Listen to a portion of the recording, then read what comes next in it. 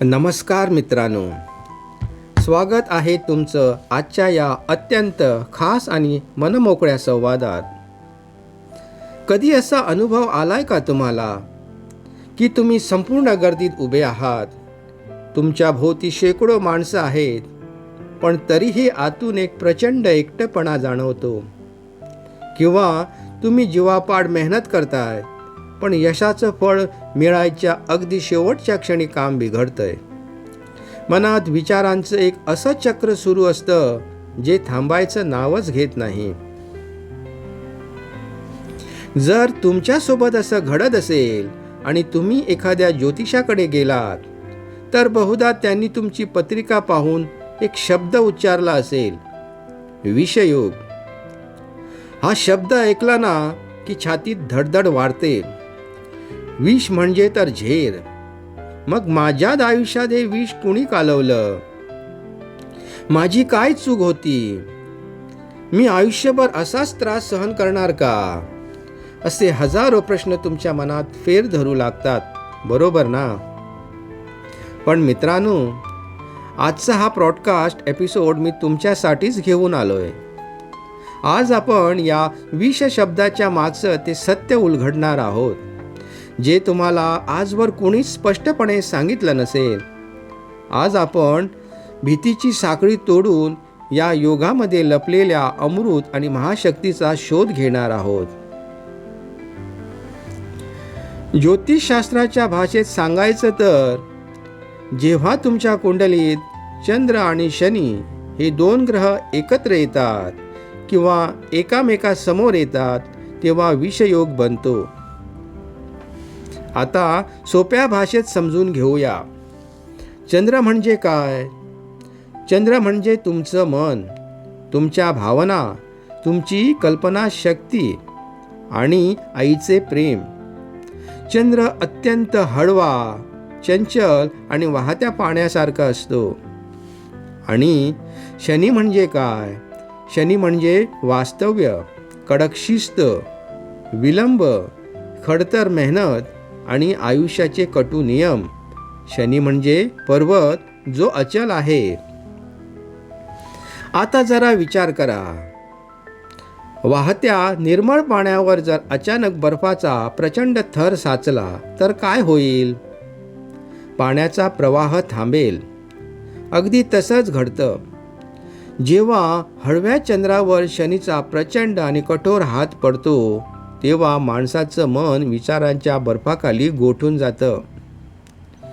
या व्यक्तींना स्वतःच्या भावना व्यक्त करता येत नाहीत. आतमध्ये दुःखाचा डोंगर असतो, पण डोळ्यातून अश्रू बाहेर पडत नाही. लोक त्यांना थंड किंवा अहंकारी समजतात, पण खरं तर ते आतून प्रचंड एकाकीपणाशी झुंज देत असतात. विषयोग असणारी व्यक्ती इतरांचे अश्रू पुसण्यात सर्वात पुढे असते, पण जेव्हा तिला स्वतःला आधाराची गरज असते, तेव्हा तिच्या शेजारी उभं राहायला कोणीच नसतं. या सगळ्या परिस्थितीला अधिक जवळून समजून घेण्यासाठी मी तुम्हाला एक छोटीशी पण डोळ्यात पाणी आणणारी गोष्ट सांगतो. एका छोट्या गावात आनंद नावाचा एक शिल्पकार राहत होता. लहानपणापासूनच तो खूप शांत, गंभीर आणि अतिशय कमी बोलणारा होता. त्याच्या पत्रिकेत चंद्र आणि शनीची युती होती, म्हणजे विषयोग. त्याच्या सोबतचे बाकी शिल्पकार मऊ माती आणि प्लास्टरच्या हलक्या मूर्ती बनवायचे. त्या मूर्ती पटकन तयार व्हायच्या, विकल्या जायच्या आणि ते बाकीचे कलाकार लगेच पैसे मिळवून पार्टी करायचे, आनंद लुटायचे. पण आनंद, तो एकाच कठीण दगडी शिळेवर महिने शांतपणे छिन्नी हातोड्याने घाव घालत बसायचा. लोक त्याला हसायचे, हा मंद आहे, याच्या हातात वेग नाही, हा आयुष्यात कधीच श्रीमंत होणार नाही. इतकंच काय, त्याच्या जवळच्या मित्र आणि नातेवाईकांनीही त्याला सोडून दिलं. रात्रीच्या अंधारात जेव्हा सगळं गाव झोपलेलं असायचं, तेव्हा आनंद एकटाच दिवा लावून त्या दगडाला आकार देत असायचा. त्याच्या मनात लोकांच्या हिणवण्याचं, एकाकीपणाचं विष होतं, पण तो ते विष शांतपणे पचवत होता. एक दिवस त्या गावात अचानक प्रचंड भीषण भूकंप झाला. अवघ्या काही सेकंदात गावकऱ्यांची घरे ढासळली. बाकीच्या कलाकारांनी बनवलेल्या आकर्षक पण ठिसूळ मूर्तीचे पार तुकडे तुकडे झाले. पण आनंदने वर्षानुवर्षे एकाग्रतेने रात्रीचा दिवस करून घडवलेली महादेवाची ती भव्य दगडी मूर्ती अगदी तशीच ताठ आणि सुरक्षित उभी राहिली. ती मूर्ती इतकी भक्कम होती की संकट काळात अख्ख्या गावाने त्या मूर्तीच्या छायेत आणि मंदिराच्या आवारात आश्रय घेतला. तेव्हा कुठे गावकऱ्यांचे डोळे उघडले. त्यांना समजलं की आनंद मंद नव्हता, तर तो दगडालाही अमरत्व देणारा खरा शिल्पकार होता. मित्रांनो, विषयोग आलेल्या माणसाचं आयुष्य अगदी या आनंदासारखंच असतं.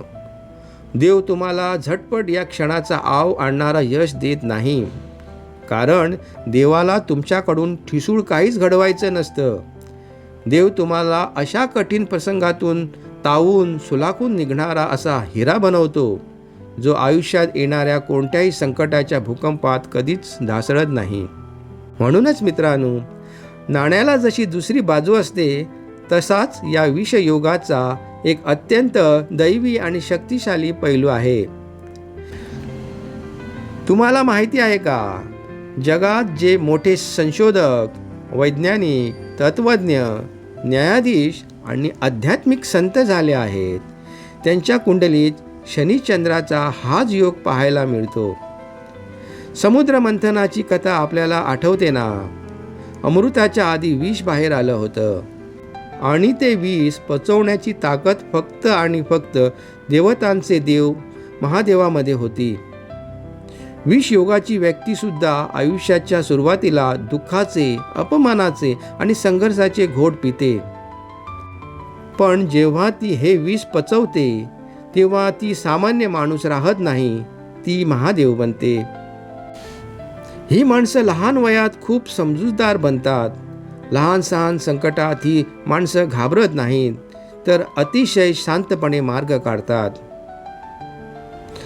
विषय कितीही कठीण असो, त्यांच्या तळाशी जाऊन सत्य शोधण्याची क्षमता या व्यक्तीमध्ये अफाट असते. शनी त्यांना सहजासहजी काहीच देत नाही, पण जेव्हा देतो तेव्हा ते कोणीच त्यांच्याकडून हिरावून घेऊ शकत नाही. वयाच्या 35 ते 40 नंतर या व्यक्ती समाजात अत्यंत मानाचे स्थान, पद आणि अफाट यश मिळवतात. जर तुमच्या किंवा तुमच्या जवळच्या कुणाच्या कुंडलीत हा योग असेल, तर घाबरण्याऐवजी हे साधे, सोपे पण अत्यंत प्रभावी उपाय आजपासून सुरू करा. हे उपाय फक्त धार्मिक नाहीत, तर शास्त्रीय आणि मानसिक स्तरावर काम करतात. शिव उपासना. महादेवांनी विषप्राशन केले होते आणि चंद्राला आपल्या मस्तकावर धारण केले आहे. दर सोमवारी शिवलिंगावर जलाभिषेक करा आणि शांतपणे बसून ओम नमः शिवायचा 108 वेळा जप करा. याने मनातील अस्वस्थता क्षणात गायब होते. आईचा आदर आणि आशीर्वाद. चंद्र हा आईचा कारक आहे. दररोज सकाळी उठून आईच्या पाया पडणे किंवा तिच्याशी प्रेमाने 5 मिनिटे बोलणे हा विषयोगाची नकारात्मकता नष्ट करण्याचा सर्वात मोठा आणि शक्तिशाली उपाय आहे. प्राणायाम आणि ध्यान. दररोज सकाळी किमान 10 मिनिटे अनुलोम विलोम आणि ध्यान करा. यामुळे चंद्राची चंचलता कमी होते आणि शनीची एकाग्रता प्राप्त होते. निष्काम सेवा व वृद्धांची मदत करा. शनिदेव सेवेने प्रसन्न होतात. शनिवारी किंवा सवडीनुसार गरीब, वृद्ध किंवा दिव्यांग व्यक्तींना तुमच्या क्षमतेनुसार अन्न किंवा मदत करा. दर शनिवारी मारुती रायांचे दर्शन घ्या आणि हनुमान चालिसा म्हणा. यामुळे शनी व चंद्राच्या त्रासापासून त्वरित मुक्ती मिळते. जाता जाता मित्रांनो, एक गोष्ट नेहमी लक्षात ठेवा. सोनं जेव्हा भट्टीच्या आगीत तापतं, तेव्हाच त्याचा सुंदर दागिना बनतो. हिरा जेव्हा प्रचंड दाबाखाली पिसतो, तेव्हाच त्याला पैलू पडतात. तुमच्या आयुष्यात जर संघर्ष येत असेल, जर तुम्हाला वाटत असेल की देव तुमची कठीण परीक्षा घेतोय, तर समजा देव तुम्हाला सामान्य बनवायला नाही तर एक अद्वितीय हिरा बनवायला घडवतोय. ज्यांच्या नशिबात विषयोग असतो त्यांच्यातच संपूर्ण जगाचे दुःखाचे विष पचवून महादेवासारखं नीलकंठ होण्याची ताकद असते. कसा वाटला आजचा हा पॉडकास्ट एपिसोड मला कमेंट करून नक्की सांगा. जर तुमच्या मनाला थोडा जरी दिलासा मिळाला असेल तर हा एपिसोड तुमच्या प्रियजनासोबत नक्की शेअर करा. पुन्हा भेटूया अशाच एका नवीन आणि मनमोकळ्या विषयासह. तोपर्यंत स्वतःची काळजी घ्या, हसत राहा आणि सकारात्मक राहा. धन्यवाद. जय हिंद, जय महाराष्ट्र, जय गोमंतक.